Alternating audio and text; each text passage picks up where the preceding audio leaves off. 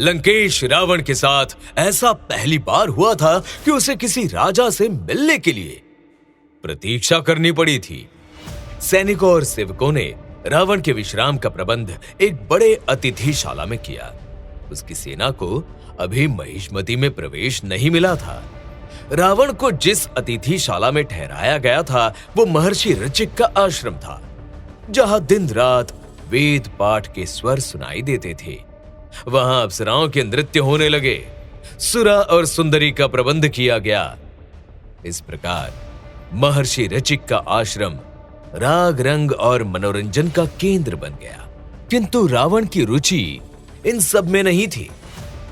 उसे तो कृतवीर्य अर्जुन से मिलना था, बस इसी की प्रतीक्षा करने लगा था। पर सम्राट अर्जुन भी उसके धैर्य की परीक्षा ले रहा था। 2 सप्ताह तक उसने कोई ध्यान नहीं दिया। रावण से रहा नहीं गया तो उसने मंत्री प्रबोध से पूछा, अमात्य प्रबोध, आप स्पष्ट बताएं कि सम्राट से मिलने के लिए हमें और कितने प्रतीक्षा करनी होगी।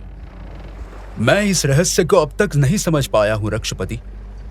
आप सम्राट से क्यों मिलना चाहते हैं और सम्राट क्यों नहीं मिलना चाहते, यह समझना कठिन है। इस संसार में कठिन कुछ भी नहीं है अमात्य। कठिन बनाने का प्रयास किया जाता है। यदि तुम्हारे सम्राट सोच समझकर नहीं मिल रहे तो इसका परिणाम शुभ नहीं होगा। क्या आप हमें भयभीत कर रहे हैं? मुझे आपको भयभीत करने की कोई आवश्यकता नहीं है। आप सम्राट से मिलने का प्रबंध करें। और यदि वे नहीं मिलना चाहे तो? अमात्य, राज्य का दंभ मुझ में भी है, बल का सामर्थ्य मैं भी रखता हूं। सम्राट से कहो कि वे हमारे धैर्य की परीक्षा ना लें। याद दिलाएं उन्हें कि रावण शास्त्र और शस्त्र दोनों का उपासक है।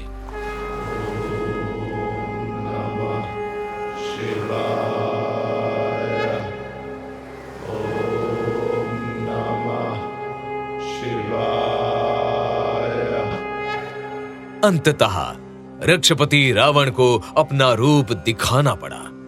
सम्राट तक उसकी बात पहुंची और उसी दिन सम्राट स्वयं लंकेश रावण से मिलने ऋचिक के आश्रम में बने अतिथिशाला में आए।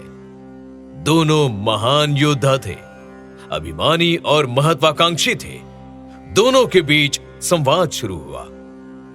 परिणाम क्या हुआ, यह बहुत महत्वपूर्ण है।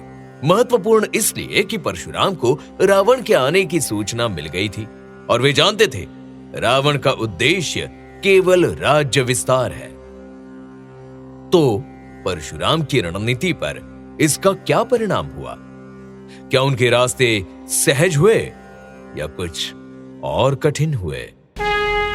रोज़पॉड प्रेजेंट्स चिरंजीवी परशुराम।